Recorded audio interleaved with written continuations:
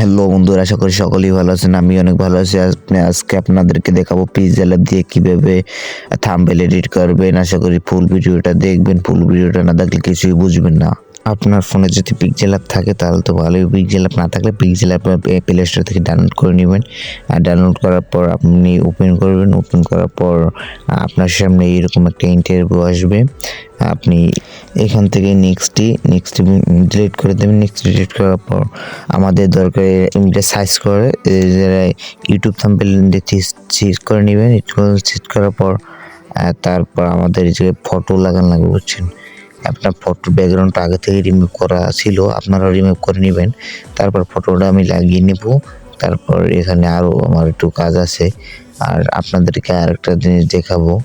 তারপর আপনার মাত মতো আপনার যেই ছেড়ে ফটোটা আপনার কাছে সুন্দর লাগে সেই ফটোটা সাইজটা ঠিক করে রাখবেন, ঠিক করবেন এবং ফটোটা একটি সুন্দর একটা প্লেসে বসাই দেবেন। তারপরে লেয়ারে ক্লিক করে ফটোটা লক করে নেবেন। তারপর আমি এই জায়গায় আমার যেহেতু এটা থাম্বনেলের একটি ভিডিও, তারপর আমার আগে কিছু থাম্বনেল করা ছিল, থাম্বনেল নিয়ে এগুলো আমি ক্লিপ করে এই পাশে লাগিয়ে দেবো। আপনি যদি এরকম ভিডিও করতে চান আপনারও এরকম করতে হবে।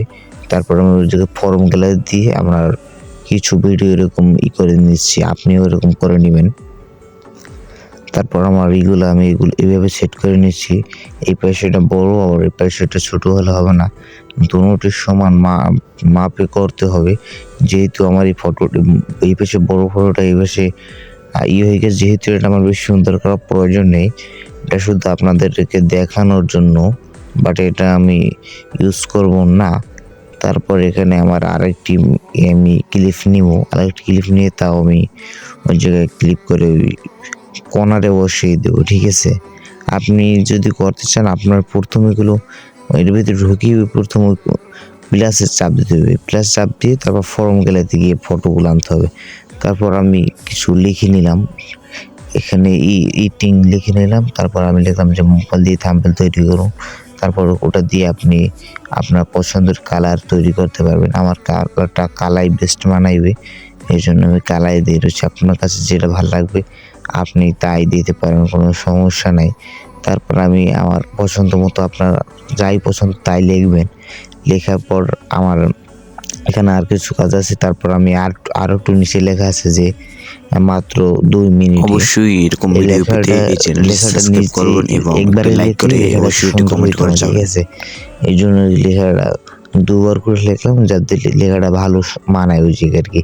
এইবার করে লিখলে কোনারে বস লেখাটা ওই জায়গায় ফুটতো না। সো বন্ধুরা, আপনারাও দেখতে থাকেন আর আমি এডিটিং করতে থাকি। এডিটিং কাজ শেষ হলে আপনাদেরকে সম্পূর্ণভাবে দেখাবো।